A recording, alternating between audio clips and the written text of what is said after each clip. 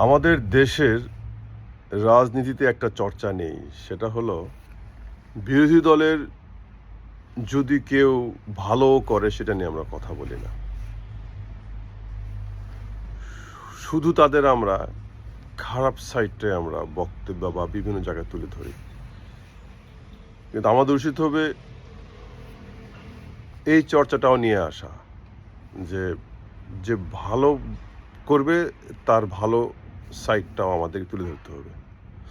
যেমন আমি এখন যদি বলি যে বাংলাদেশে যতগুলো এমপি আছে, বর্তমান যারা এমপি হয়েছে সরকারি দল এবং এবং বিরোধী দল মিলে, সবচাইতে যদি ভালো অ্যাক্টিভিটি আমি খুঁজে পাচ্ছি এখন কুমিল্লা দেবিদ্বারের এই হাসনাত আবদুল্লাহ, আর একজন হলো কুষ্টিয়া ৩ আসনের আমির হামজা। এই দুইজনের ওনাদের যে কাজগুলো, যেমন আজকে দেখলাম হাসনাত আবদুল্লাহ ওয়ার্ডে এবং ইউনিয়নে, মানে এক কথায় পৌরসভাতে কোন কোন কর্মচারী কি কি এই যাবৎ পর্যন্ত করে এসেছে এগুলো সরাসরি সে উঠে ধরতেছে।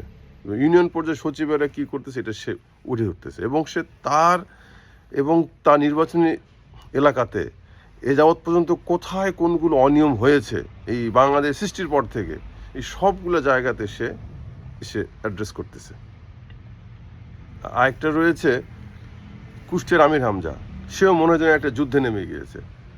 সে গতকালকে তার একটা বক্তব্য দেখলাম, সে অনেক আক্ষেপ করে বলল যে বাংলাদেশের যত সমস্যা মূল হচ্ছে সচিবেরা, তাদেরকে আমরা ঠিক করতে পারতেছি না। যাক, ধন্যবাদ আপনাদের দুজনকে। এই দুইজন যেভাবে তাদের নির্বাচনী আসন চালাচ্ছে, আপনার আমার কি মনে হয় যে এই দুই লোককে জীবনে আর তাদের অন্য কোনো কর্ম করে খেতে হবে? এমপি থেকে একটা বড় বেতন পায়, তারা যদি সৎ এবং নিষ্ঠা এবং ন্যায়ের মাধ্যমে যদি এই কাজগুলো করে যায় আগামী 5টা বছর, তাহলে আগামীবারও তাকে ভোট দেবে, এবং তারা যতদিন তাদের এরকম আচরণ থাকবে ততদিন তারা ভোট পাবে, এবং এমপি তারা ওখানে সিল মারা হয়ে যাবে। তা আমি আশা করব বাংলাদেশের প্রত্যেকটা এমপি যেন ওনাদের মতো হয়, এবং যে আমাদের যে প্রধানমন্ত্রী জনাব তারেক রহমান,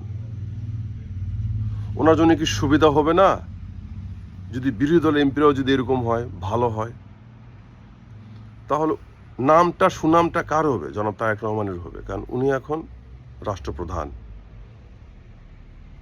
তাই আমাদের সকলকে উচিত হবে সকল একত্রিত হয়ে সুন্দর করে কাজ করা, যেই কাজের সুফলটা আমরা রাষ্ট্র পাবো এবং জনাব তারেক রহমানও পাবেন। এই বিরোধী দলে যারা ভোট দেয় তারা বলবেন যে না, জনাব তারেক রহমানের সময় দেশে শান্তি ছিল। That's it. ভালো থাকবেন সকলে। আসসালামু আলাইকুম রহমতুল্লাহ।